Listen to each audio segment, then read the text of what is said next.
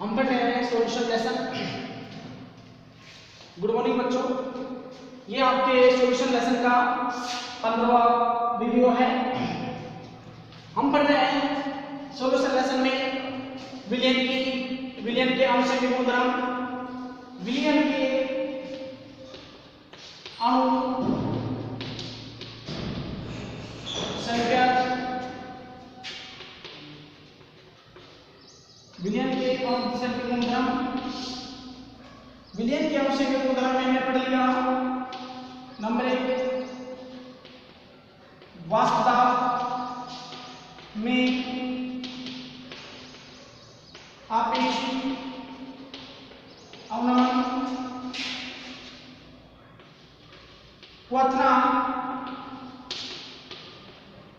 क्वथनांक, उन्नयन, ये दोनों हमने पढ़ लिए हैं।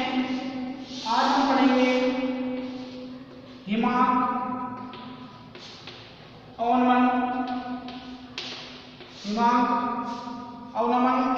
पढ़ेंगे हम।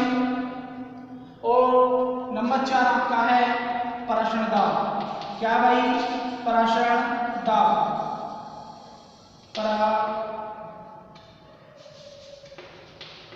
पराशरण दाब ये आपके 14 नंबर का है।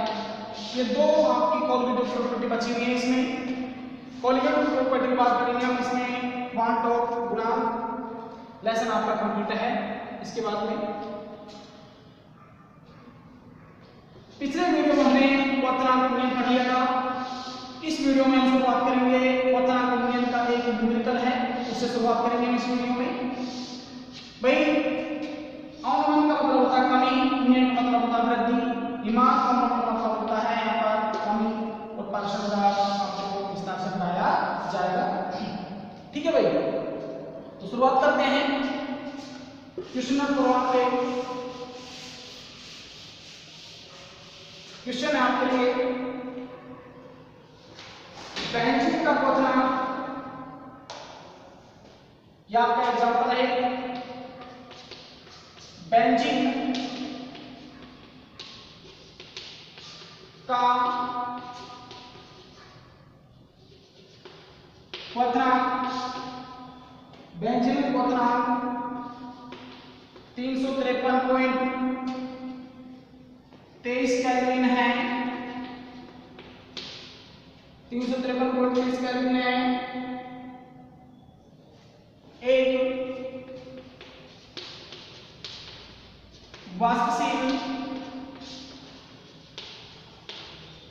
एक वाष्पशील विलेय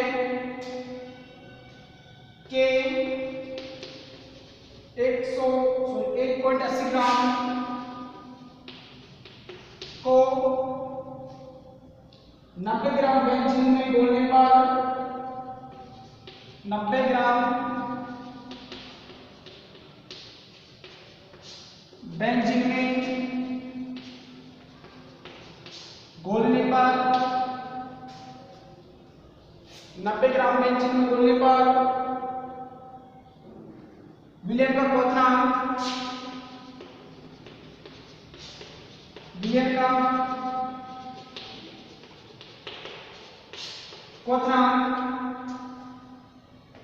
क्वथनांक 354.11 केल्विन हो जाता है। विलेय का क्वथनांक 354.11 केल्विन हो जाता है। विलेय के अनुभार की गणना कीजिए। विलेय के अनुभार की गणना कीजिए। विलेय के अनुभार की गणना कीजिए।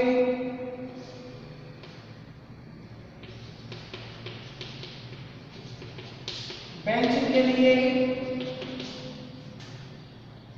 Kb बराबर 2.53 केल्विन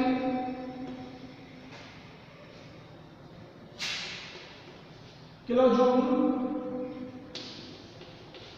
मोल इनवर्स है।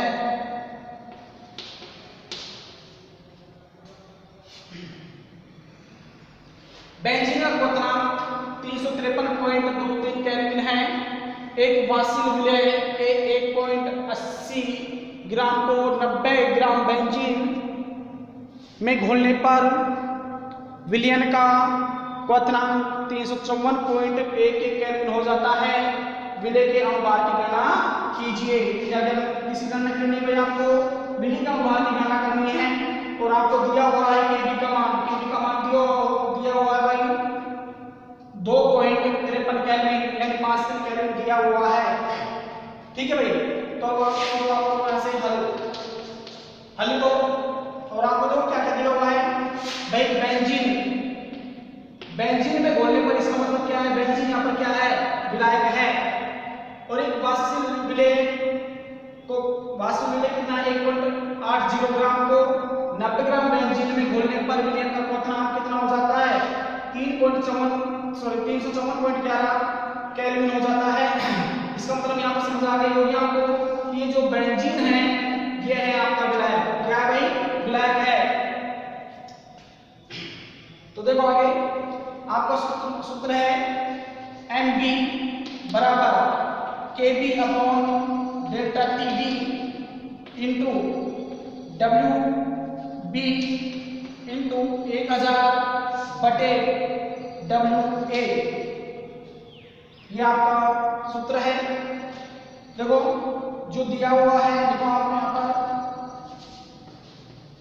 दिया हुआ है,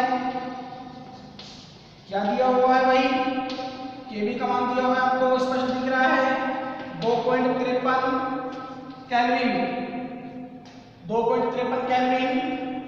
डेल्टा टीबी का मान यानी डेल्टा टीबी है जो यहाँ पर है विलय का क्वथनांक, विलयन का क्वथनांक, तो विलयन का क्वथनांक है 354.11 केल्विन, 354.11 केल्विन माइनस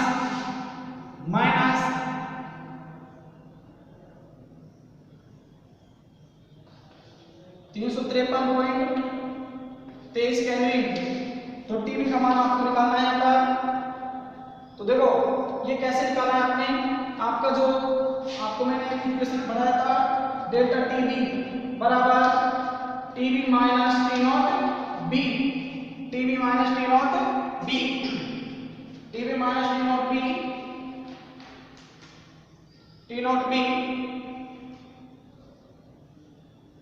यानी विलयन का क्वथनांक में से विलयन का क्वथनांक का घटा दो तो कितना आएगा, भाई देखो घटा दो इसको, ये आएगा आपका 0.88 केल्विन। कितना आया 0.88 केल्विन आया। और WA कितना दिया हुआ है यहाँ पर, यानी विलायक का भार कितना दिया हुआ है यहाँ पर 90 ग्राम। कितना दिया हुआ है 90 ग्राम दिया हुआ है। और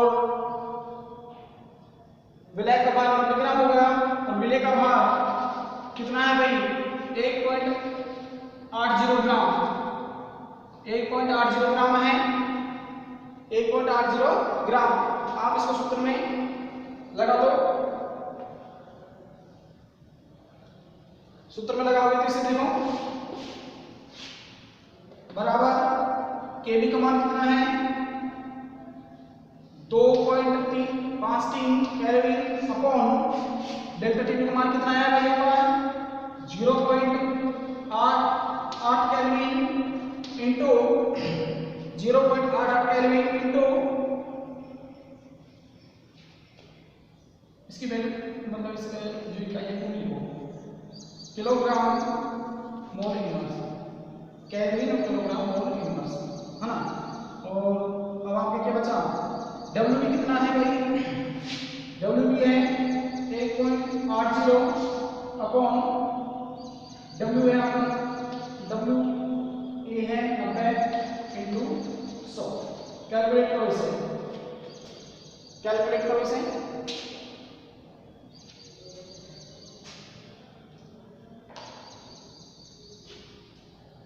कैलकुलेट करो।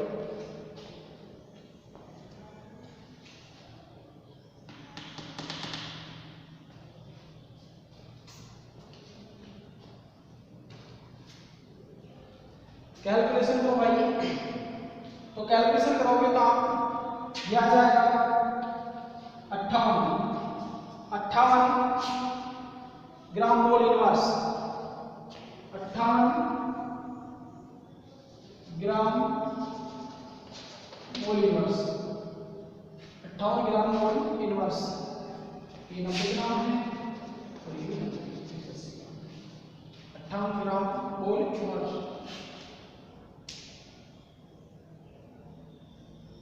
ठीक है भाई, उतार लो सर, ये इसका आप स्क्रीनशॉट ले लो।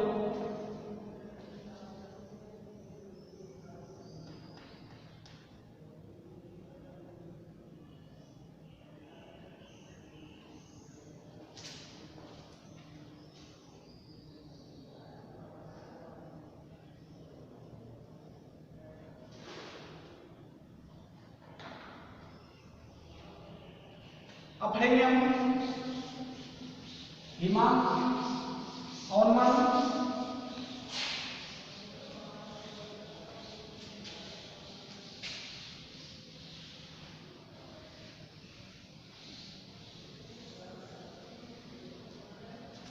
हिमांक, अवनमन, 30 मीटर प्रति आपकी हिमांक में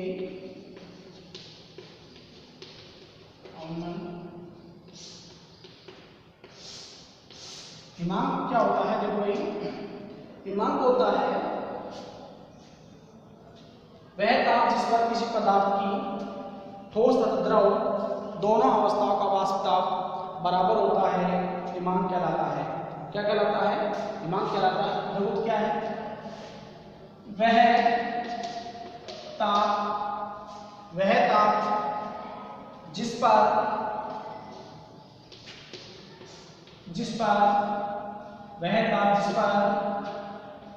किसी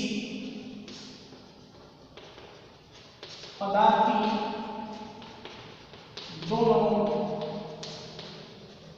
अवस्थाओं किसी पदार्थ की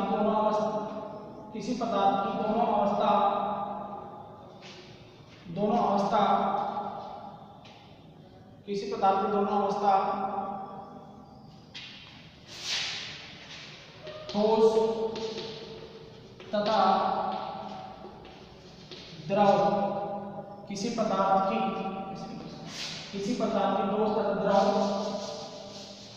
ठोस तथा द्रव दोनों अवस्थाओं का वाष्प ताप समान होता है, हिमांक कहलाता है।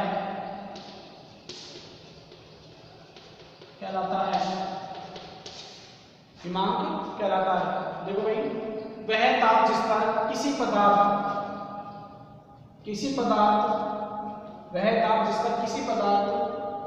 की ठोस तथा द्रव दोनों अवस्थाओं का वाष्प ताप समान होता है, हिमांक कहलाता है। क्या कहलाता है भाई? हिमांक कहलाता है।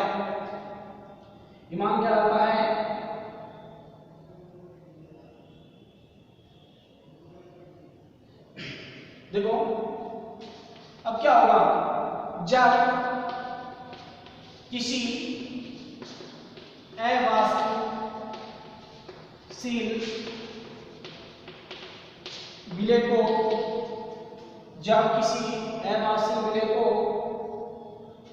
विलायक में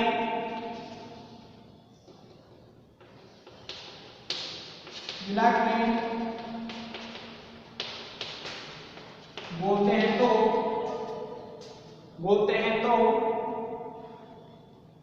तो विलयन का वाष्प ताप विलायक की तुलना में कम हो जाता है, इसे भी हिमांक में अवनमन कहते हैं, इसे ही हिमांक में अवनमन कहते हैं। बात समझ में आ गई भाई आपको? जब किसी अवांछित विलय को विलय में बोलते हैं तो विलयन का वास्ता विलय की तुलना में कम हो जाता है, कम हो जाता है, विलय की तुलना में कम हो जाता है। इसे ही हिमांक अवनमन कहते हैं।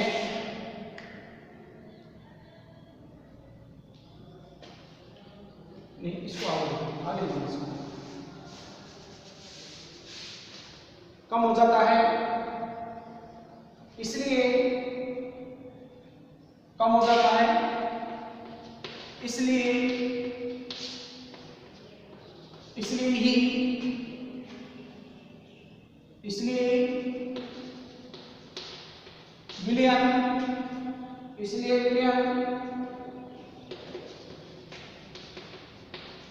विलय से कम ताप पर जमने, इसलिए विलयन विलय से कम ताप पर जमने लगता है, जमने लगता है, अर्थात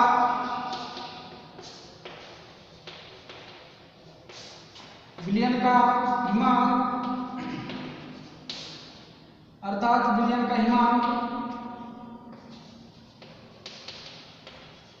विलायत की तुलना में कम हो जाता है, कम हो जाता है, तुलना में कम हो जाता है। इसे ही हिमांक में अवनमन कहते हैं। समझ आ गया भैया आपको? अब सुन लो क्या है ये भाई। हिमांक तो क्या है? हिमांक है वह ताप जिस पर किसी पदार्थ की ठोस तथा द्रव दोनों अवस्थाओं का वास्तव समान होता है, हिमांक कहलाता है। क्या कहलाता है भाई? हिमांक कहलाता है। जब किसी अवस्थित विलय को विलायक में बोलते हैं तो विलयन का वास्ता विलय की तुलना में कम हो जाता है, इसलिए विलयन है जो विलायक से कम ताप पर जमने लगता है। अर्थात विलयन का हिमांक, जो विलयन के हिमांक है ना भाई, जो विलय की तुलना में कम हो जाता है, इसे ही हिमांक अवनमन कहते हैं। हिमांक अवनमन का मतलब है हिमांक में कमी, यानी ड्रेजिंग पॉइंट में कमी। ड्रेजिंग पॉइंट में कमी या जिस बिंदु पर ये जमता है उसमें कमी हो जाती है। अब कमी कब होती है? जब आप विलायक में कोई अवांछित पदार्थ मिला देते हो, आप जब किसी विलायक में अवांछित पदार्थ मिला देते हो तो उसका वाष्प दाब है जो कम हो जाता है। किसका हो जाता है? विलयन का हो जाता है। किसकी तुलना में? विलायक की तुलना में कम हो जाता है। इसलिए जो विलयन है ना भाई, वो विलायक से कम ताप पर जमने लगता है, अर्थात विलयन का हिमांक विलायक की तुलना में कम हो जाता है। इसे हिमांक में अवनमन कहते हैं। हिमांक का मतलब है द्रव का वह पॉइंट जहां पर ये जमता है, द्रव का वह ताप जहां पर ये जमता है। ठीक है भाई, ये वो इसको बोलते हैं हिमांक। हिमांक का मतलब है हिमांक, हिम का मतलब है बर्फ, यानी द्रव का बर्फ में बदलना, यानी द्रव के बर्फ में बदलने में क्या हो जाती है? कमी हो जाती है, ताप में कमी हो जाती है। इसे कहते हैं हिमांक अवनमन। उतार लो इसे।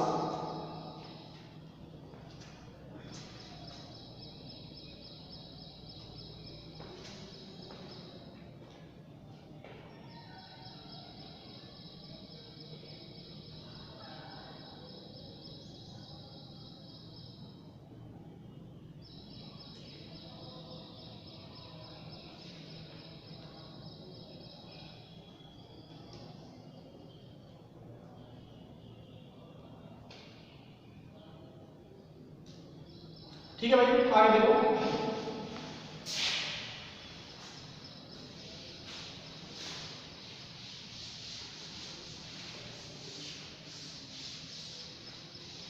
देखो आगे वही बात क्या लिखो क्या? यदि शुद्ध विलायक का हिमांक टी नॉट एफ तथा विलयन का हिमांक टी एफ हो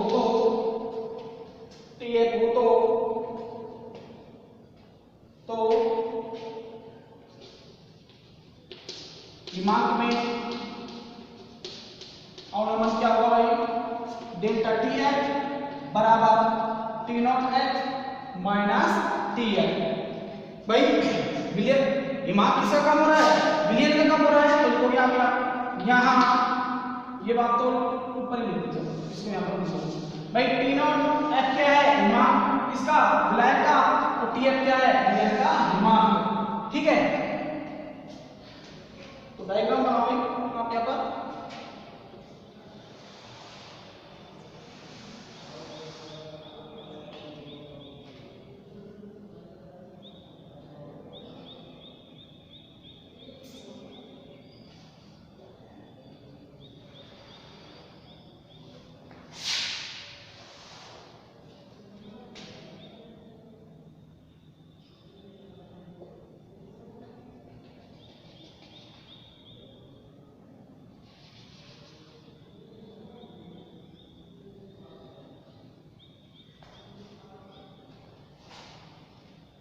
बनाओ इसे।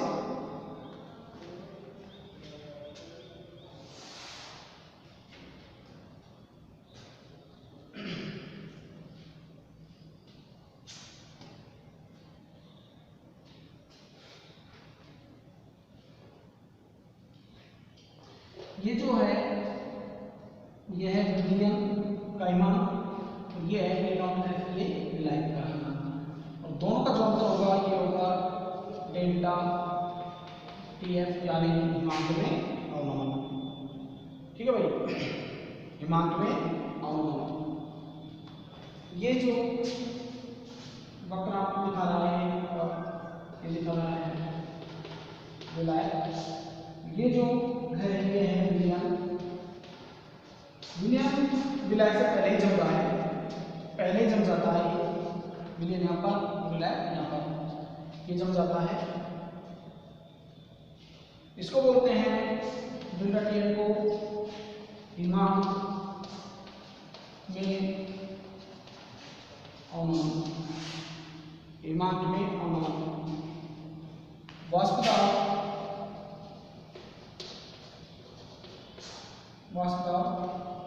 और ये ताप से।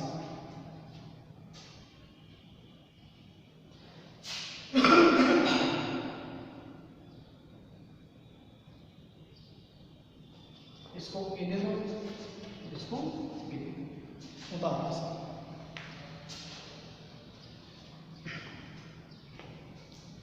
एक ग्राफ भी वो आपसे पूछ सकता है एग्जाम में, ग्राफ यहाँ पर इस तरह से आप कर लेना।